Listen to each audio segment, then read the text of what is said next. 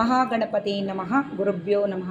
ನೋಡಿ, ನಾನಿವತ್ತು ನಿಮಗೆ ಒಂದು ಒಳ್ಳೆಯ ವಿಷಯವನ್ನು ತಿಳಿಸೋದಕ್ಕೆ ಬರ್ತಾ ಇದ್ದೀನಿ. ಏನಪ್ಪ ಈ ಒಂದು ಟಾಪಿಕ್ ಇವತ್ತೇನು ಗೊತ್ತಾ?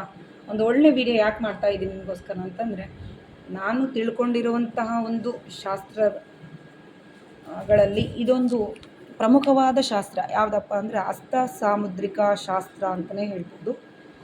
ಈ ಹಸ್ತ ಸಾಮುದ್ರಿಕ ಶಾಸ್ತ್ರದ ಬಗ್ಗೆ ನಾನು ನಿಮಗೆ ತುಂಬ ಮಾಹಿತಿಯನ್ನು ತಿಳಿಸ್ತಾ ಹೋಗ್ತೀನಿ. ಈ ಮುಂಬರುವ ವಿಡಿಯೋಗಳಲ್ಲೂ ಕೂಡ ಹೇಳ್ತಾ ಹೋಗ್ತೀನಿ. ಏನಪ್ಪ ಹಸ್ತ ಸಾಮುದ್ರಿಕ ಶಾಸ್ತ್ರದಲ್ಲಿ ಒಬ್ಬ ವ್ಯಕ್ತಿಯ ಸಂಪೂರ್ಣ ಜೀವಿತಾವಧಿಯಲ್ಲಿ ಏನೇನು ಅಂದರೆ ಎಲ್ಲ ವಿಚಾರಗಳನ್ನು ತಿಳಿಸುವಂತಹ ಒಂದು ಶಾಸ್ತ್ರ ಹಸ್ತ ಸಾಮುದ್ರಿಕ ಶಾಸ್ತ್ರ. ಇದು ಸಹಸ್ರ ವರ್ಷ ಕಾಲದಿಂದಲೂ ಈ ಶಾಸ್ತ್ರವನ್ನು ಕಲ್ತಂಥ ವ್ಯಕ್ತಿಗಳು ತುಂಬ ಜನರಿದ್ದಾರೆ. ಈಗಲೂ ಕೂಡ ಹಸ್ತವನ್ನು ನೋಡಿಬಿಟ್ಟೇ ಅವರ ಫ್ಯೂಚರ್ಸ್ ಏನಿದೆ ಅಂತ ಹೇಳ್ತಾರೆ. ಆ ಕಾರಣಕ್ಕೆ ಕೆಲವ್ರಿಗೆ ಡೇಟ್ ಆಫ್ ಬರ್ತ್ ಗೊತ್ತಿರಲ್ಲ, ಕೆಲವೊಂದು ಸಮಯ ಗೊತ್ತಿರಲ್ಲ. ಈ ಒಂದು ವ್ಯವಸ್ಥೆ ಇರೋರಿಗಂತೂ ಅಂಥವ್ರಿಗೂ ಕೂಡ ಹಸ್ತದ ಮುಖಾಂತರನೇ ಅವರ ಜೀವಿತಾವಧಿಯ ಒಂದು ಏರುಗತಿ ಮತ್ತು ಇಳಿಕೆ ಗತಿಯ ವಿಚಾರಗಳನ್ನು ಮತ್ತು ಮನೆಯ ಮತ್ತು ಕಲ್ಯಾಣ, ಹೀಗೆ ಪ್ರತಿಯೊಂದು ವಿಚಾರವನ್ನು ನಾವು ಹಸ್ತದಲ್ಲಿ ನೋಡಿಬಿಟ್ಟು ಅವರ ಗ್ರಹ ಸ್ಥಾನಗಳ ಮೂಲಕ ಹಸ್ತದ ಗ್ರಹ ಸ್ಥಾನಗಳು ಹೇಗಿದೆ ನೋಡೋದ್ರ ಮೂಲಕ ನಾವು ಈ ವಿಚಾರವನ್ನು ಅವರಿಗೆ ವಿವರಿಸ್ತಾ ಹೋಗ್ತೀವಿ. ಹಸ್ತ ಸಾಮುದ್ರಿಕೆಯಲ್ಲಿ ಹಸ್ತವನ್ನು ನೋಡಿಬಿಟ್ಟು ಹೇಗಿದ್ದರೆ ಯಾವ ಹಸ್ತ ಹೇಗಿದ್ದರೆ ಯಾವ ವಿಚಾರಗಳು ಅಂತಂದರೆ ಅವರ ಪೂರ್ವಾರ್ಜಿತ ಕರ್ಮದ ಫಲದ ಅನುಸಾರವಾಗಿ ಈ ಹಸ್ತವನ್ನು ರೇಖೆಗಳು ಮತ್ತು ಚಿಹ್ನೆಗಳು ಮತ್ತು ಶಂಖ ಚಕ್ರಗಳ ಆಧಾರಗಳು ತಿಳಿದು ಬರುತ್ತೆ. ಏನಪ್ಪ ಅಂತಂದರೆ ಒಬ್ಬ ವ್ಯಕ್ತಿಯ ಸಂಪೂರ್ಣ ಕರ್ಮ ಆಧಾರಿತ. ನೋಡಿ, ದೈವ ಏನೇ ತಪ್ಪು ಮಾಡಿದ್ರು ಕ್ಷಮಿಸ್ತಾನೆ, ಆದರೆ ಮಾಡಿದ ಕರ್ಮ ಅದರ ಫಲ ಕೊಡದೆ ಬಿಡಲ್ಲ ಅನ್ನೋದು ಇದೇ ಸತ್ಯ.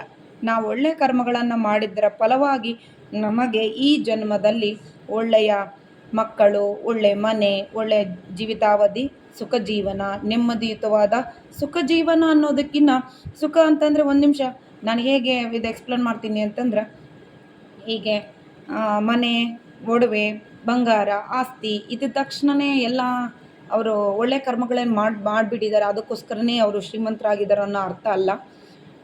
ನೆಮ್ಮದಿಯುತವಾಗಿ ಜೀವನವನ್ನು ಯಾರು ಸಾಗಿಸ್ತಾರೆ ಅನ್ನೋದು ಮುಖ್ಯವಾಗುತ್ತೆ ಇಲ್ಲಿ. ಈ ಎಲ್ಲ ಮುಖ್ಯ ಕಾರಣ ಅಂತಂದರೆ ಈ ಕರ್ಮ. ನೋಡಿ, ಮಾಡದಂಥ ಒಳ್ಳೆಯ ಕರ್ಮಗಳ ಫಲವಾಗಿ ನಮ್ಮ ಕೈಯಲ್ಲಿ ರೇಖೆಗಳ ಖಂಡಿತವಾಗಿ ಮೂಡಿರುತ್ತೆ. ನಮ್ಮ ಹಣೆಯ ಬರಹ, ವಿಧಿಯ ಬರಹ, ಈ ಕೈ ಬರಹ ಯಾರಿಂದಲೂ ಅಳಿಸೋದಕ್ಕಾಗಲ್ಲ ಮತ್ತು ತಪ್ಪಿಸೋದಕ್ಕಾಗಲ್ಲ. ಇದಂತೂ ಶತಸಿದ್ಧವಾದ ಶಾಸ್ತ್ರ. ಇದು ನಿಖರವಾಗಿ ಕಲ್ತು ಬಿಟ್ಟರೆ ಯಾವ ಒಬ್ಬ ಸಾಮಾನ್ಯ ಕೂಡ ಈ ಶಾಸ್ತ್ರದಲ್ಲಿ ಪರಿಣಿತವಾಗ್ಬೋದು ಅಂತಲೇ ಹೇಳ್ತೀನಿ. ನಾನು ಕೆಲವೊಂದು ಹಸ್ತದಲ್ಲಿ ಕೆಲವ್ರು ಗೊತ್ತಿಲ್ಲ ಯಾವ ರೇಖೆ ಹೇಗೆ, ಯಾವ ಸ್ಥಾನಗಳಲ್ಲಿ ಹೇಗಿದೆ ಅಂತ ಸಂಕ್ಷಿಪ್ತವಾಗಿ ಹೇಳ್ತೀನಿ. ವಿವರವಾಗಿ ನಾನು ಮುಂದಿನ ಎಪಿಸೋಡ್ಗಳಲ್ಲಿ ಹೀಗೆ ತಿಳಿಸ್ತಾ ಹೋಗ್ತೀನಿ. ಈಗ ಒಂದು ಸಂಕ್ಷಿಪ್ತ ಮಾಹಿತಿ ನಿಮಗಾಗಿ ನಾನು ಹೇಳ್ತಾ ಹೋಗ್ತೀನಿ. ಕೆಲವ್ರು ನೋಡ್ತಾ ಇರ್ತೀನಿ, ನಿಮ್ಮ ಕೈಗಳು ಬೆಳಗ್ಗೆ ಎದ್ದು ತಕ್ಷಣವೇ ನಾವು ಕರವನ್ನು ನಾವು ನೋಡ್ತೀವಿ. ಏನಂತ? ನಮ್ಮ ಎರಡೂ ಕೈಗಳ ರೇಖೆಗಳನ್ನು ನಾವು ನೋಡ್ತೀವಿ. ಕರ ಅಗ್ರೆ ವಸತೆ ಲಕ್ಷ್ಮಿ, ಕರ ಮಧ್ಯೆ ಸರಸ್ವತಿ, ಕರ ಮೂಲೆ ಸ್ಥಿತಾ ಗೌರಿ, ಕರ ಪ್ರಭಾತೆ ಕರ ದರ್ಶನಂ ಅಂತ ನಾವು ಕರವನ್ನು, ನಾವು ಎರಡೂ ಕೈಗಳನ್ನು ನಾವು ಪ್ರತಿ ಎದ್ದ ತಕ್ಷಣವೇ ನೋಡ್ತೀವಿ. ಯಾಕಂದರೆ ನಮ್ಮ ಒಳ್ಳೆಯ ಕರ್ಮ, ಕೆಟ್ಟ ಕರ್ಮ ನಮ್ಮ ಎರಡೂ ಕಾಣೋದು ನಮ್ಮ ಕೈಯಲ್ಲೇ. ಆ ಕಾರಣಕ್ಕೆ ಆ ಎರಡು ನಮ್ಮ ಕೈಯಲ್ಲಿರುವಂಥ ಶುಭ ರೇಖೆಗಳು ನಮ್ಮ ಕಣ್ಣಿಗೆ ಬಿದ್ದಾಗ ನಮಗೆ ಆ ದಿನವೆಲ್ಲ ಪ್ರತಿದಿನ ನಮಗೆ ಚೆನ್ನಾಗಿರುತ್ತೆ. ಅದಕ್ಕೋಸ್ಕರ ಹೇಳ್ತಾಳೆ ಗುರುಗಳು, ಎಲ್ಲ ನಮ್ಮ ಹಿರಿಯರು ಹೇಳ್ತಾರೆ, ಬೆಳಗ್ಗೆ ಎದ್ದ ತಕ್ಷಣ ನಿಮ್ಮ ಹಸ್ತದ ದರ್ಶನವನ್ನು ಮಾಡಿ, ಅನಂತರ ಬೇರೆ ಮುಖವನ್ನು ಅಥವಾ ವಸ್ತುಗಳ ಮುಖ, ದೇವರ ಪಟ ಹೀಗೆ ನೋಡಿ ಅಂತ ಹೇಳ್ತಾರೆ. ನೋಡಿ, ನಿಮ್ಮ ಹಸ್ತ ನೋಡಿದ ತಕ್ಷಣ ನಿಮ್ಗೆ ಅಷ್ಟೊಂದು ಐಡಿಯಾ ಇಲ್ಲ. ನೋಡಿ, ಇಲ್ಲಿ ಕಾಣ್ತಾ ಇದೆ. ಕೆಲವ್ರು ಕೈ ನೋಡ್ತಾ ಇರ್ತೀರಿ, ನನ್ನ ಕೈಯಲ್ಲಿ ಹೇಗಿದೆ, ಯಾವ್ಯಾವ ರೇಖೆ ಇದೆ, ಹೀಗಿದೆ ಆಗಿದೆ ಅಂತ ಯೋಚನೆ ಮಾಡ್ತಾ ಇರ್ತೀರಿ, ನೋಡ್ಕೊತಾ ಇರ್ತೀರಿ. ಆದರೆ ಅಷ್ಟೊಂದು ಗೊತ್ತಿಲ್ಲ ನಿಮಗೆ. ಈಗ ಸಾಮುದ್ರಿಕೆಯ ಬಗ್ಗೆ ಕೆಲವೊಬ್ಬರಿಗೆ ಗೊತ್ತಿರುತ್ತೆ, ಕೆಲವೊಬ್ಬರಿಗೆ ಗೊತ್ತಿರಲ್ಲ. ಕೆಲವೊಬ್ಬರಿಗೆ ಸಂಕ್ಷಿಪ್ತವಾದ ಮಾಹಿತಿ ಕೆಲವೊಬ್ಬರಿಗೆ ಇರುತ್ತೆ, ಇಲ್ಲ ಅಂತೇನಿಲ್ಲ. ಇಲ್ಲ ಅಂತಲೂ ನಾನು ಹೇಳಲ್ಲ, ಇರುತ್ತೆ ಖಂಡಿತವಾಗಿ. ನೋಡಿ, ನಾನು ನಮ್ಮ ಈ 5 ಬೆರಳಲ್ಲಿ, ಇದು ಹೆಬ್ಬೆರಳು ಅಂತಲೇ ತಗೊಳ್ಳೋಣ. ಹೆಬ್ಬೆರಳು ನೋಡಿ, ಹೆಬ್ಬೆರಳಿನ ಸ್ಥಾನದಲ್ಲಿ ಈ ಸ್ಥಾನವನ್ನು ನಾವೇನಂತ ಕರಿತೀವಿ? ಈ ಒಂದು ಸ್ಥಾನವನ್ನು ಶುಕ್ರ ಸ್ಥಾನ. ನೋಡಿ ಯಾಕೆ ಶುಕ್ರಸ್ಥಾನ ಅಂತ ನಾನು ನಿಮಗೆ ವಿವರಿಸ್ತಿದ್ದೀನಿ ಅಂತಂದರೆ, ನಮ್ಮ ಈ ಕೈ ಒಂದು ಹಸ್ತದಲ್ಲಿನೇ ನವಗ್ರಹಗಳು ಸ್ಥಾನಗಳನ್ನು ಒಳಗೊಂಡಿದೆ ಅಂತ ನಿಮಗೆ ಹೇಳಲಿಕ್ಕೆ ನಾನು ಆ ಸ್ಥಾನಗಳನ್ನು ತೋರಿಸ್ತಾ ಇದ್ದೀನಿ. ನೋಡಿ ಇಲ್ಲಿ ಇದು ಗುರುವಿನ ಸ್ಥಾನ, ಇದು ಗುರು. ನೋಡಿ ಇದು ಗುರುವಿನ ಸ್ಥಾನ. ನಾವು ಈ ಸ್ಥಾನವನ್ನು ನಾವು ಗುರು ಅಂತಲೇ ಕನ್ಸಿಡರ್ ತಗೊತೀವಿ. ನೋಡಿ ಇದು ಶನಿ, ಇದು ಸೂರ್ಯ, ಹಾಗೆ ಇದು ಬುಧ, ಹಾಗೆ ಇದು ಚಂದ್ರ. ನೋಡಿ ಈ ಸ್ಥಾನ ಇಲ್ಲಿ ಮಣಿಕಟ್ಟಿನ ಸ್ಥಾನ ಅಂತ ಕರಿತೀವಿ. ಇಲ್ಲಿ ನಾವು ಕೇತುವಿನ ಸ್ಥಾನ ತಗೊತೀವಿ. ನೋಡಿ ಇದು ರಾಹು. ನೋಡಿ ಕುಜ ಎಲ್ಲಪ್ಪ, ಕುಜ ಸ್ಥಾನ ಎಲ್ಲಪ್ಪ ಅಂತ ಕೇಳ್ತೀವಿ. ಇದು ಕುಜ. ಎರಡೂ ಜಾಗದಲ್ಲಿ ನಾವು ಕುಜ ಸ್ಥಾನಗಳನ್ನು ತಗೊತೀವಿ. ನೋಡಿ ಈ ಭಾಗದಲ್ಲಿ ಮತ್ತು ಈ ಭಾಗದಲ್ಲಿ ಕುಜನ ಸ್ಥಾನವನ್ನು ತಗೊತೀವಿ. ನೋಡಿ ನಮ್ಮ ಹಸ್ತದಲ್ಲಿನೇ ಎಲ್ಲ ಗ್ರಹಗಳ ಆಧಿಪತ್ಯ ಇದೆ. ನೋಡಿ ನಮ್ಮ ಜಾತಕ ಹೇಗೆ ನಾವು ಹೇಳ್ಬೋದು, ಇದರಿಂದ ನಮ್ಮ ಭವಿಷ್ಯತ್ತು ಹೇಗಿರುತ್ತೆ, ಅವನು ಯಾವ ಫಲಗಳನ್ನು ಪಡಿತಾನೆ, ಒಳ್ಳೆಯ ಫಲಗಳನ್ನು ಸಿಗುತ್ತಾ, ಕೆಟ್ಟ ಫಲಗಳು ಸಿಗುತ್ತಾ ಅಂತ ನಾವು ಹಸ್ತ ನೋಡಿದ ತಕ್ಷಣ ಕನ್ಸಿಡರ್ ತೊಗೊಂಡ್ಬಿಡ್ತೀವಿ. ಇದರ ಮಾಹಿತಿ ನಾನು ತುಂಬ ವರ್ಷಗಳ ಕಲಿಕೆ, ಇದು ಅಭ್ಯಾಸದ ಫಲವಾಗಿ ನನಗೆ ಈ ಎಲ್ಲ ನಾಲೆಡ್ಜ್, ಈ ಹಸ್ತ ಸಾಮುದ್ರಿಕೆಯ ನಾಲೆಡ್ಜು ನನಗೆ ಗೊತ್ತಿದೆ. ಕೈ ನೋಡಿದ ತಕ್ಷಣ ಎಲ್ಲರೂ ವಿಚಾರಗಳನ್ನು ನಾನು ಅವರ ಸಮಸ್ಯೆ, ಈಗಿನ ಸಮಸ್ಯೆ, ಮುಂದೆ ಬರುವಂಥ ಸಮಸ್ಯೆಗಳು ಅಥವಾ ಒಳ್ಳೆಯ ಫಲಗಳು ನಾನು ಹೇಳ್ಬಿಡ್ತೀನಿ ತಕ್ಷಣವೇ. ನೋಡಿ ಇಲ್ಲಿ ಕಾಣ್ತಾ ಇದೆ, ನೋಡಿ ನಮ ಸೂರ್ಯಾಯ ಚಂದ್ರಾಯ ಮಂಗಳಾಯ ಬುಧಾಯ ಗುರು ಶುಕ್ರ ಶನಿಬ್ಜ ರಾಹುವೇ ಕೇತುವೆ ನಮಃ ಅಂತ ನಾವು ನವಗ್ರಹಗಳನ್ನು ಸದಾ ಸ್ಮರಿಸ್ತೀವಿ. ಬೆಳಗ್ಗೆ ಎದ್ದು ಶ್ಲೋಕಗಳನ್ನು ಹೇಳ್ತಾ ಇರ್ತೀವಿ, ಎಲ್ಲ ಶ್ಲೋಕಗಳನ್ನು ಹೇಳ್ತಾ ಇರ್ತೀವಿ. ನೋಡಿ ಶುಕ್ರ ಸ್ಥಾನ ನಮಗೆ ಗೊತ್ತಾಯಿತು.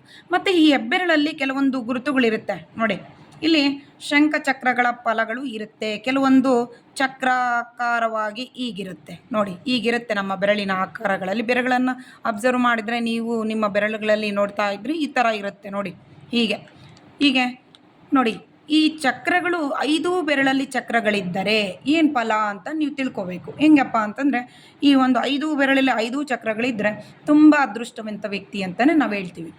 ಏಕಚಕ್ರಾಧಿಪತಿ ಅಂತಲೇ ಹೇಳ್ತೀವಿ. ಏಕಚಕ್ರಾಧಿಪತಿ ಅಂದರೆ ಅರ್ಥ ನಿಮ್ಗೆ ಗೊತ್ತಿದೆ, ಒಬ್ಬ ರಾಜನಿಗೆ ಇರುವಂಥ ಲಕ್ಷಣ ಅಂತಲೇ ನಾವು ಹೇಳ್ತೀವಿ. ಹೌದಾ? ನೋಡಿ ಈ ಒಂದು ಚಿಹ್ನೆಗಳು, ಇದು ರೇಖೆ ಅಲ್ಲ, ಇದು ಚಿಹ್ನೆ. ನೋಡಿ ರೇಖೆಗಳಲ್ಲ, ಇದು ಚಿಹ್ನೆ. ಪ್ರಮುಖವಾಗಿ ನಾವು ವಿದ್ಯಾರೇಖೆಯನ್ನು ನಾವು ಹೇಳ್ತೀನಿ. ಯಾರೊಬ್ಬರಿಗೆ ನೋಡಿ ಯಾವ ವಿದ್ಯಾರೇಖೆ ಎಲ್ಲಿದೆಯಪ್ಪ, ಈ ರೇಖೆಗಳು ಇಷ್ಟು ರೇಖೆಗಳು ಇದೆ ಕೈಯಲ್ಲಿ, ನಮ್ಗೆ ಯಾವ ರೇಖೆ ಇದೆ ಯಾವ ರೇಖೆ ಇಲ್ಲ ಅಂತ ನೀವೆಲ್ಲ ಡೌಟ್ ಮಾಡ್ತೀರಿ. ಹೌದಾ? ನೋಡಿ ಇಲ್ಲಿ ಈ ಸೂರ್ಯನ ಕೈಬೆರಳಲ್ಲಿ ಈ ರೀತಿಯಾಗಿ ನೋಡಿ ಹೀಗೆ ಈ ರೀತಿಯಾಗಿ ಇದ್ದರೆ ಇದನ್ನು ನಾವು ಸೂರ್ಯರೇಖಾ ಅಂತ ಕರಿತೀವಿ. ಹೀಗೆ ನೋಡಿ ಹೀಗೆ ಬೆರಳುಗಳಲ್ಲಿ ನೋಡಿ ಈ ಥರ ಕವಲುಗಳು ಹೊಡೆದಿದ್ದರೆ ಈ ಒಂದು ರೇಖೆಗೆ ಆ ಸಕಲ ವಿದ್ಯಾಪಾರಂಗತ ಅಂತಲೇ ನಾವು ಹೇಳ್ತೀವಿ. ತುಂಬ ಕೌಶಲ್ಯಗಳಿರುತ್ತೆ, ಆ ವ್ಯಕ್ತಿ ತುಂಬ ಜಾಣ ಆಗಿರ್ತಾನೆ, ಹೀಗೆ ತಿಳ್ಕೋಬೇಕು. ಅರ್ಥ ಆಯ್ತಾ? ಈ ರೇಖೆನೇ ಇಲ್ಲ ಅಂತಂದರೆ ಒಂದು ಯಶಸ್ಸಿಲ್ಲ. ಇದೊಂದು ಭಾಗ್ಯರೇಖೆ ಅಂತಲೇ ನಾವು ಹೇಳ್ತೀವಿ. ಯಾಕಂದರೆ ಸೂರ್ಯರೇಖೆ ಅಂದರೆ ಸೂರ್ಯನಿಗೆ ಸಮವಾದಂತಹ ಒಂದು ಅದ್ಭುತವಾದಂಥ ರೇಖೆ, ಸಿರಿ ಸಂಪತ್ತನ್ನು ನಮಗೆ ನೀಡುವಂಥ ಒಂದು ರೇಖೆ ಇದಾಗಿದೆ. ಹಾಗೆ ನಮಗೆ ನೋಡಿ ಈ ಪ್ರಮುಖವಾದ ಒಂದು ರೇಖೆ ಇದು. ನೋಡಿ ಇಲ್ಲಿಂದ ಕೇತು ಮಣಿಕಟ್ಟಿನ ಸ್ಥಾನದಿಂದ ಹೊರಟು ಶನಿಯವರೆಗೆ ಹೋಗಿರೋದು ಇದು ಭಾಗ್ಯ ರೇಖೆ ಅಂತಲೇ ಕರಿತೀವಿ. ಇದು ಭಾಗ್ಯ ರೇಖೆ. ನೋಡಿ ಇಲ್ಲೊಂದು ಗುರುತು ಕಾಣಿಸ್ತಾ ಇದೆ, ಇದು ತುಂಬ ಇಂಪಾರ್ಟೆಂಟ್. ನೋಡಿ ಇಲ್ಲೊಂದು ಗುರುತು ಕಾಣಿಸ್ತಾ ಇದೆ, ನಿಮಗೆ ಕಾಣುತ್ತೆ ನೋಡಿ, ಬರಿತಾ ಇದ್ದೀನಿ. ಇದನ್ನು ನಾವು ಮತ್ಸ್ಯ ಚಿಹ್ನೆ ಅಂತ ಕರಿತೀವಿ. ಕೇತುವಿನ ಸ್ಥಾನದಲ್ಲಿ ಮತ್ಸ್ಯ ಚಿಹ್ನೆ ಇದ್ದರೆ ತುಂಬ ಅದೃಷ್ಟವಂತರು. ಜೀವನದಲ್ಲಿ ಆತ ಕೋಟ್ಯಾಧೀಶ್ವರನಾಗುವಂಥ ಒಂದು ಯೋಗ ಈ ಚಿಹ್ನೆ ಇದ್ದರೆ. ಹಾಗಾಗಿ ಎಲ್ಲ ಕೈಗಳಲ್ಲಿ ಎಲ್ಲರ ಕೈಗಳಲ್ಲಿ ನೋಡಿದರೆ ಅಷ್ಟೊಂದು ಜನಕ್ಕೆ ಇರಲ್ಲ. ಇದು ಅದೃಷ್ಟವಂತ ಕೈಗಳಲ್ಲಿ ಮಾತ್ರ ಈ ಒಂದು ಮತ್ಸ್ಯ ಚಿಹ್ನೆ ಇದ್ದೇ ಇರುತ್ತೆ. ಅವರು ಎಲ್ಲ ಸುಖ ಸಂಪತ್ತನ್ನು ಬೆಳೆಸ್ಕೊತಾರೆ. ನೋಡಿ ಹುಟ್ಟಿದಾಗ ಅವನು ತುಂಬ ಬಡವನಾಗಿದ್ದು ಈ ಚಿಹ್ನೆ ಇದ್ದಿದ್ದೇ ಆದರೆ ಅವನು ಹುಟ್ಟಿದ ಏನೇ ಯಾವ ಕಾರ್ಯದಲ್ಲಿ ಇದ್ರೂ ಕೂಡ ಈ ಒಂದು ಚಿಹ್ನೆ ಇತ್ತಪ್ಪ, ಮತ್ಸ್ಯ ಚಿಹ್ನೆ ಇತ್ತು ಅಂತಂದರೆ ಅವನ ಜೀವನದಲ್ಲಿ ಕೊನೆ ಸಾವು ಇರುತ್ತಲ್ಲ, ಆತ ಬಡವನಾಗಿ ಅಂತೂ ಸಾಯಲ್ಲ. ತುಂಬ ಹಿಂಗೆ ಅಂತಂದರೆ ಶ್ರೀಮಂತಿಕೆಯಲ್ಲೇ ಜೀವನ ನಡೆಸ್ತಾನೆ ಕೊನೆವರೆಗೂ ಅಂತ ಅರ್ಥ. ಈ ಮಣಿಕಟ್ಟಿನ ಸ್ಥಾನದಲ್ಲಿ ಈ ಗೆರೆಗಳನ್ನು ಕಾಣ್ತೀವಿ ನೋಡಿ, ಇವು ಕಂಕಣ ರೇಖೆಗಳು ಅಂತಲೂ ನಾವು ಅಂತೀವಿ. ಇದು ಭಾಗ್ಯೋದಯ ರೇಖೆಗಳು ಅಂತಲೂ ಕರಿತೀವಿ. ನೋಡಿ ಇವು ಒಂದಕ್ಕಿಂತ ಹೆಚ್ಚಿರಬೇಕು, ಅಂದರೆ 2 ಇದ್ದರೆ ಅದೃಷ್ಟವಂತ ವ್ಯಕ್ತಿ ಅಂತ ಕರಿತೀವಿ. ಅದಕ್ಕಿಂತ ಹೆಚ್ಚು 3, 4 ಇದ್ದರೆ 4, 5 ಕೆಲವೊಬ್ರಿಗಿರುತ್ತೆ. ಅವರ ಕರ್ಮಾನುಸಾರವಾಗಿ 6ಗೆ ನಿರ್ಧರಿಸಿರುತ್ತೆ. ಹಸ್ತದಲ್ಲಿ ನಮಗೆ ಮೂಡಿರುತ್ತೆ ಆ ರೇಖೆಗಳು. ನೋಡಿ ಇವು ಕೂಡ ಅಷ್ಟೇ ವೃದ್ಧಿಯ ರೇಖೆಗಳು. ಇವು ಕೂಡ ಭಾಗ್ಯ ಇರುವಂಥ ವ್ಯಕ್ತಿಗಳಿಗೆ ಮಾತ್ರ ಇದು ಇರುತ್ತೆ ಅಂತ ಅರ್ಥ. ನೋಡಿ ಇವನು ಇನ್ನೂ ಹೋಗ್ತಾ ನಾನು ಮುಂದೆ ದಿನಗಳಲ್ಲಿ ಒಳ್ಳೊಳ್ಳೆ ವೀಡಿಯೋ ತರ್ತಾ ಇರ್ತೀನಿ. ಒಂದು ಹಸ್ತದ ಬಗ್ಗೆ ನೀವು ಏನು ಮಾಡ್ತೀರಿ, ಈ ಒಂದು ವೀಡಿಯೋ ನೋಡಿದ್ರೇ ಅರ್ಥ ಆಗಿಬಿಡುತ್ತೆ ನಿಮಗೆ. ಈ ಸ್ಥಾನಗಳು ನಿಮ್ಮ ಕೈನ ನೀವು ಅಬ್ಸರ್ವೇಷನ್ ಮಾಡ್ಕೊಂಡೇ ನೋಡ್ಕೋಬೋದು, ನಮ್ಮ ಕೈಯಲ್ಲಿ ಇದೆಯಾ, ಈ ಸ್ಥಾನಗಳಿದೆಯಾ ಅಂತ.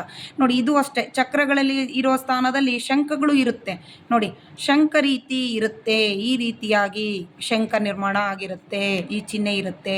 ಹೀಗೆ 5 ಬೆರಳಲ್ಲಿ 5 ಚಿಹ್ನೆಗಳಿದ್ದರೆ ಏನು ಫಲ ಅಂತಂದರೆ ಸನ್ಯಾಸಿಯ ಫಲ ಅಂತ ನಾವು ಹೇಳ್ತೀವಿ.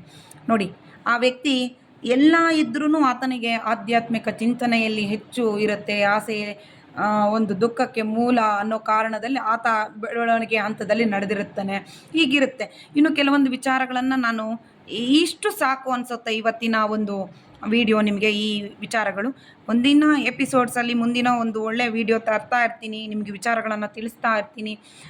ಮತ್ತು ನಿಮಗೊಂದು ಏನು ಹೇಳೋದಕ್ಕೆ ಇಷ್ಟಪಡ್ತೀನಿ ಅಂದರೆ, ನಿಮಗೆ ಏನು ಅನಿಸಿದೆ ಈ ವಿಡಿಯೋದ್ರ ಬಗ್ಗೆ. ಯಾಕಂದರೆ ನಾನು ಇದು ಸಾಮಾನ್ಯಕ್ಕೆ ನಾನು ವಿಡಿಯೋ ಯಾಕೆ ತಂದೆ ಅಂತಂದರೆ ಇದರೊಂದು ವಿಚಾರಗಳನ್ನು ನಮ್ಮ ವೀಕ್ಷಕರು ತಿಳ್ಕೊಳ್ಳಿ ಅನ್ನೋ ಕಾರಣಕ್ಕೆ. ಇದು ನಿಮಗಿಷ್ಟ ಆದರೆ ಲೈಕ್ ಮಾಡಿ, ಶೇರ್ ಮಾಡಿ, ಮತ್ತು ಸಬ್ಸ್ಕ್ರೈಬ್ ಮಾಡಿ ನಮ್ಮ ಚಾನಲ್ನ. ಮತ್ತು ಇನ್ನು ಮುಂಬರುವ ದಿನಗಳಲ್ಲಿ ಒಳ್ಳೆ ವಿಡಿಯೋಗಳನ್ನು ನಾನು ತರ್ತಾ ಇರ್ತೀನಿ. ಹಾಗೆಯೇ ಈ ಒಂದು ನನಗೆ ತಿಳಿದಂತಹ ಸ್ವಲ್ಪ ವಿದ್ಯೆ ಇದು, ನಾನು ಎಲ್ಲ ತಿಳಿದಿದ್ದೀನಿ ಅಂತ ನಾನು ಹೇಳ್ತಾ ಇಲ್ಲ, ನನಗೆ ತಿಳಿದಂಥ ಸ್ವಲ್ಪ ವಿದ್ಯೆಯನ್ನು ನಾನು ನಿಮಗೂ ಸ್ವಲ್ಪ ನಿಮ್ಮೊಂದಿಗೆ ನಾನು ಹಂಚ್ಕೊಳೋದಕ್ಕೆ ಇಷ್ಟಪಡ್ತೀನಿ. ಇದರ ಮಾಹಿತಿಯನ್ನು ನಿಮ್ಮೊಟ್ಟಿಗೆ ತಿಳಿಸಲಿಕ್ಕೆ ಇಷ್ಟಪಡ್ತೀನಿ. Thank you for watching to all.